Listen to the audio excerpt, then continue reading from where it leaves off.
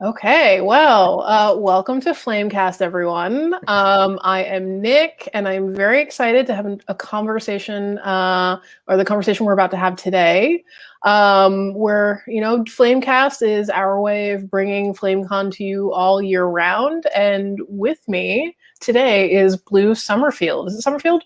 Summerfield, yeah. Summerfield, great. Well, with that, I'm gonna let you jump right in. Blue, who are you, and what do you do? I'm Blue Summerfield, as you said. I am a trans man animator, artist, and comic artist. Recently, I've been making a lot of fan art and animations, but I have also been publishing my modern fantasy LGBT webcomic As the Garden Grows for almost 2 years now. Oh, wow. That's awesome. Yeah. I'm bad at keeping up with webcomics. I shouldn't admit that right out the gate, but I'm just I have this eyes are bigger than my stomach where I'm like, oh, I have to read this, I have to read that, I have to read that. Yeah. And then I'll have a long list. Yeah. I'll get back to that, but I'm excited to learn more so I can bookmark your webcomic and get on it. So who or what inspires your work? I'm kind of all over the place a little bit, but yeah. I tend to chase more of the energy of projects rather than physical styles. So I really like the peaceful scenes in Studio Ghibli movies, or really story-driven games that have intriguing camera shots or visuals. Dragon Age is one of my favorites. Yeah. Or even things whenever I used to live in Manhattan, and so every time I would ride the subway, occasionally I would bump into some really cool looking people and just silently take down notes on my phone this is a cool character. Remember those moments?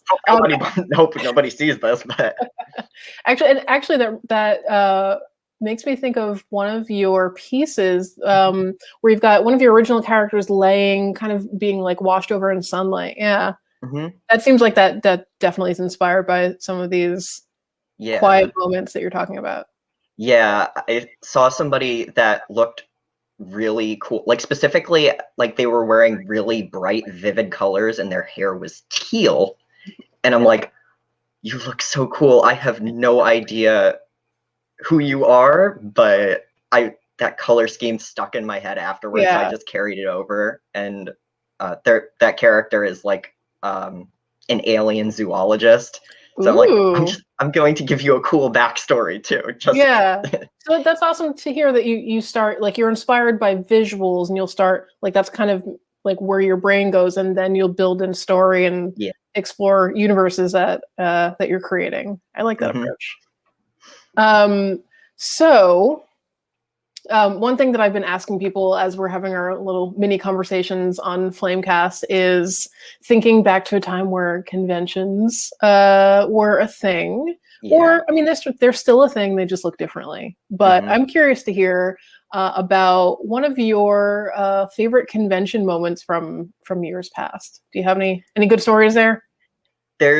I have two. I have not done a lot of conventions as a creator. The FlameCon would have actually only been my second convention. Oh yeah. Well, we all start as fans, right? Yeah. I've been going to conventions otherwise since I was 16. Oh, awesome. So the moment as a con goer was I actually ran into a really adorable cosplay from, I think, Homestuck, and it was some kid and their grandmother that were giving out cookies, and I'm like, this is the cutest thing I've ever seen. And then as a creator, I realized that I was going to really continue doing conventions when afterwards the person that I was tabling with and a couple of the other Artist Alley people went wandering around the convention afterwards, and we went to a Polish bakery that was nearby, and I'm like, I love this sense of community and hanging out with people. I love making friends like this. And so that stuck with me and made me sign up for more conventions immediately. Yeah, that's what I love about I'm going to say our queer geeky community in general is that, one, I think geeks overall are people who love something. I define them as people who love something so intensely, but want to share that. Yeah. I mean, that's the best form of geekdom, is like without any kind of gatekeeping, and then just saying like, this is the thing that I love, and then using that to connect with other people who really love that thing. Yeah, it's so easy to click with people at conventions. I feel like I'm making friends all the time every time I go somewhere. Yeah, yeah. I mean, and that's why I'm excited to get to do things like this too, because now I get to learn about your art and what you love, and keep those kind of conversations going. So I've got a sense of the kinds of things that influence your work, and maybe like where your personal tastes might be. Yeah. But I'm curious, in this time of quarantining, and you know, I don't know about you, but I've got more time on my schedule for little things here and there. Yeah. Is there anything that you're geeking out over currently, that you're filling your days with? Yeah.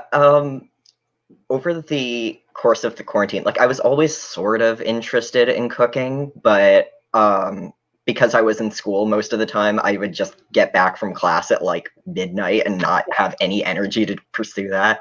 But since quarantine started, I've been doing a lot more cooking. Like my family has been switching off who does cooking on respective days. So I've taken that opportunity to learn how to cook, and I've tried baking and things too. And it's getting really fun. It's like having a fun new art form that that's not like also working too. So what's your favorite dish to cook?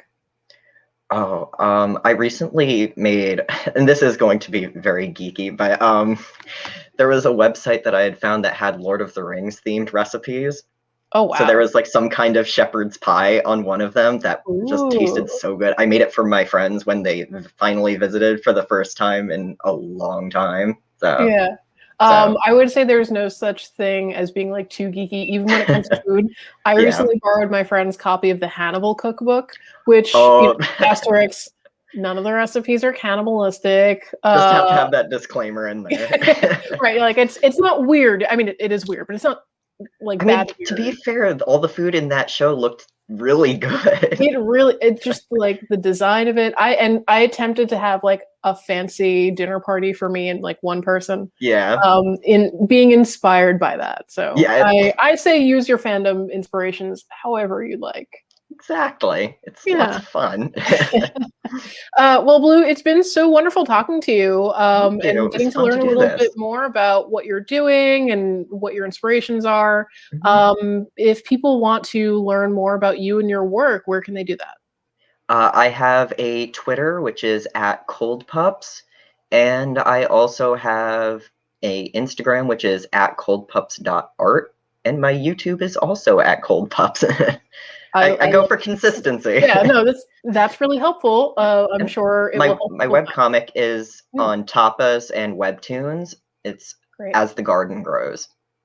Awesome. Well, I hope everyone checks that out. I know that I've got something, as I said, bookmarked and ready to go, added to my reading list. So yeah, thank you so much for joining us on Flamecast, and I look forward to being able to see more of your art. Thank you. All around. So thank you for inviting me. Of course. Have a good one. Thanks, you too.